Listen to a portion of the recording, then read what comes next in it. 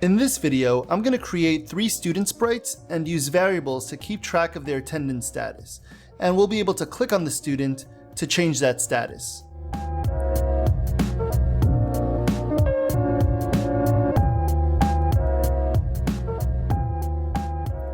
Let's first focus on creating one student and be able to keep track of their attendance status before we create multiple students.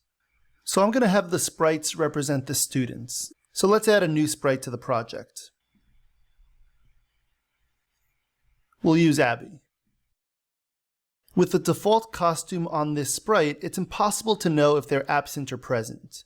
So what I can do is have each student sprite contain 2 costumes, one representing absent and one representing present. We can use a green border to represent present and a red X to represent absent, making sure that the outline and the X are both red.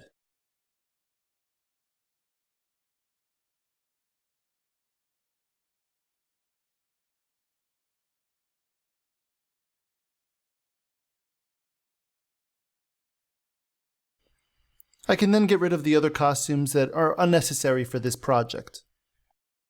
I did mention in the intro video that you may want to use different colors or perhaps offer settings for a colorblind user to be able to change the default colors of present and absent. And now that this sprite is set, I'm going to actually change her size when the program starts. So when the green flag is clicked, I want to go into the looks palette and maybe set the size to, let's go with 40%. Let's try that, because right now she's just a little bit too big. 40% seems to be a good size, and when she starts, I want her to start in this exact position. She should also be present by default. So in the looks palette, I'm going to make sure that we have the correct costume. Now, I just noticed that I didn't change the names of the costumes when I created them, so let me go back to the costumes palette, and we'll name this Abby Present, and we'll name the second costume Abby Absent. And that'll be much more readable for someone using or reading our code.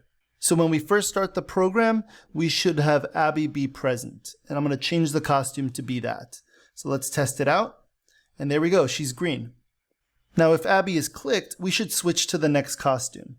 So let me go over to the events palette, and when this sprite is clicked, we should switch to the next costume. So now I can click on Abby and I can see that she's either absent or present. Now continuing on, if we're going to store a sprite's attendance status, we need a way to keep track of it. And to do this, we can use a variable to store this sprite's current attendance. So I'm going to go back to the variables palette and I'm going to create a variable named Abby Attendance.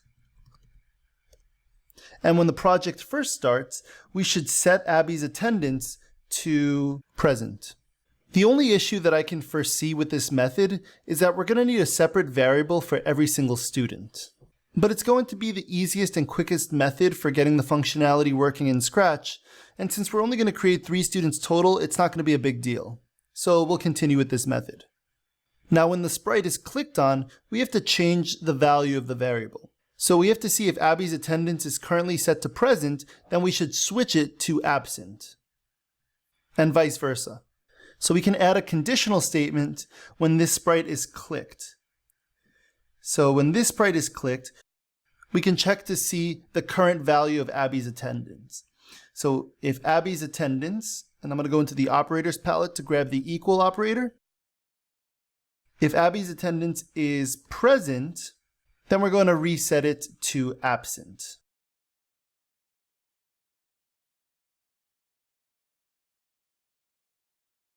Otherwise, if Abby's attendance is absent, then we have to reset it to present. So let me set her attendance to present if this condition isn't true. Because if Abby's attendance isn't present, then that must mean she's absent. So we should switch it to present when we click on her. I know that can get a little bit tricky with the way I just said it, but hopefully you're able to follow along. So now let's test out the functionality by clicking on the green flag and then clicking on Abby multiple times. And we can see that her current attendance is absent, and we have the absent costume, which looks right. And if we click on her, now she's present. And when I click on her again, she gets set to absent. So now that everything's set for this one sprite, I'm going to follow the same exact steps that I just did for 2 more student sprites.